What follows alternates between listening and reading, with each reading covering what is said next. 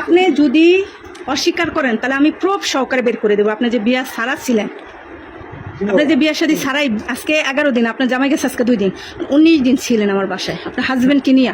আপনি আমার কথা শোনেন, আমি বলি আপনি ভাই যে কাজটা আমার করছেন, আপনি কিসের ভাই হতে পারেন আমার, এটা বলেন। আপনি যেই কাজটা করছেন সেম একই কাজ তার বিয়া করাইলেন, তার মানে আপনি কি দালাল? আমাকে বুঝান। আপনি থাকছেন, আপনি অপরাধ করছেন আমার বাসাটা, এটা পুলিশের বাসা, সম্মান অনুযায়ী আমি মান সম্মানের দিকে তাকাই, কিচ্ছু বলি নাই, কাউকে বিষয়টা জানাই নাই, কোনো গার্জিয়ানকে জানাই নাই। এখন আপনি যে একটা অকারেন্স করছেন, আমি আপনাকে ক্ষমা দৃষ্টিকে দেখছি, যে মানুষকে ক্ষমা করে দেয়, কারণ আপনি তো সিনিয়র পার্সন, আপনি তো জুনিয়র না।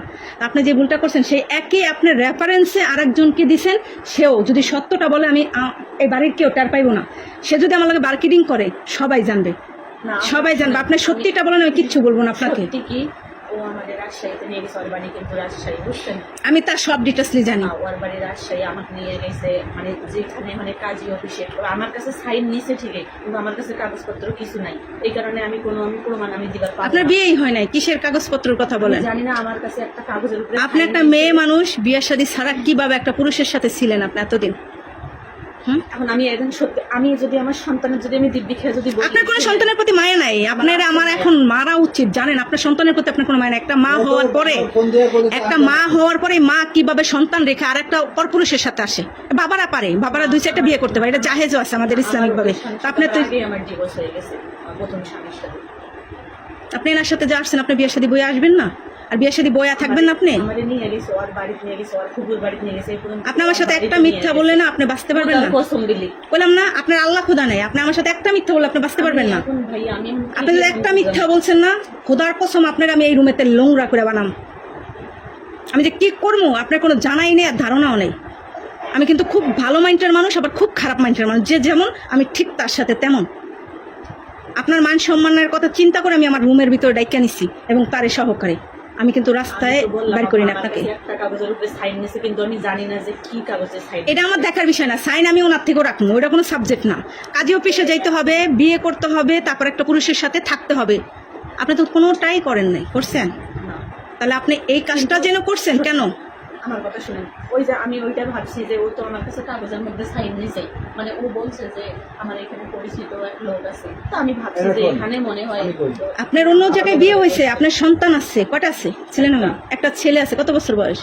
5 বছর একটা ছেলে আছে। আপনি তো আর বাচ্চা না, বাচ্চা আপনি তো বাচ্চা না, কচি খুকিও না। আপনি একটা সংসার করে সংসারটাকে 5 বছরই আপনি সংসার করেন না, সংসার তো 6-7 বছর করছেন। নিম্নে তো 7 বছর করার পর একটা সন্তান 5 বছর আপনার আছে। 7 বছর সংসার করে আপনি যে বাজামা চুলটাই খাইতে পারেন না, এরকমটা কিন্তু না। আপনি যথেষ্ট মেধাবী এবং জ্ঞানী। আপনি যে কাজটা করছেন খুব খারাপ করছেন। এখন এই কাজে থেকে আমার রুমটার ভিতরে যে কাজগুলো করছেন, এখন আপনার কি শাস্তি দেওয়া উচিত? আপনি নিজেই বলেন, কি শাস্তি দেবো আপনাকে? আমার একটু কথা দিবেন? আপনি কি বলবেন? আপনার তো লজ্জা থাকলে আপনার কথা বলাই উচিত না। আমি তারপরে বলবো। আপনি তো নির্লজ্জ, বলেন আপনি কি বলবেন?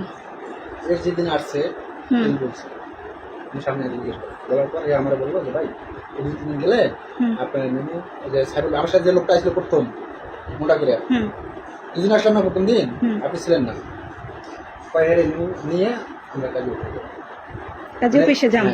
এর কথা কিন্তু সামনে আসে জিজ্ঞেস করি। সে বলছিল আপনাকে কাজী অফিসে যাওয়ার কথা? হ্যাঁ বলেন। কথা বলি যে 2 দিন গেল 3 দিন গেল, কিন্তু আমার একদিনও আমার কাছে গেলি না যে ভাই আমি যে কাজী অফিসে যাওয়ার কথা, কোন কাজী অফিসে যাবো কি ভালো কিন্তু আমার, কিন্তু আমার বলেও নেই, বলে নাই। এখন আমি পরে যখন দেখতেছি যে না এদের বাসায় তো আমি আসি না, ইদানিং কালকে আজকে আসি আমি।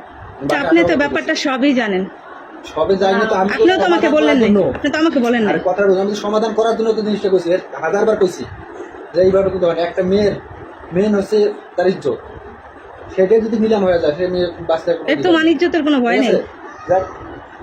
কেমনে কেমনে কেমনে ওদের চলতেছে। রনি যায়, রনি কই ও মাথায় কিছু নিচ্ছে না। অলরেডি বিশ্বাস করবেন কিনা যে কাটার উপর আছি, রনি গেছে বাইসে গেছে, কালকে কিন্তু বিধুম মার নাকি রনি পোলাপানের জন্য। হ্যাঁ পোলাপানের মার দিতে বিধুম দুজন করে। এদের চলাফেরা খারাপ, আমার বাসাটারে খুব নোংরা বানায় লাইছে। এখন ভাই এটা যে পুলিশের বাসা এত নোংরা করছে, এরা মানিজ্যত মানে আমাদের আর রাখে নাই। ওদিকে যাহা ভাইয়ের কাছে গেছে, এখন সিমু আবার কি করছে, রুম করার কথা কি বলছে?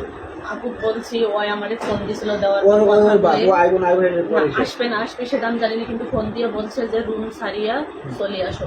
তা আমি এবার বলছি যে আমি কালকে 2800 টাকা সিমু এবারে দিছি।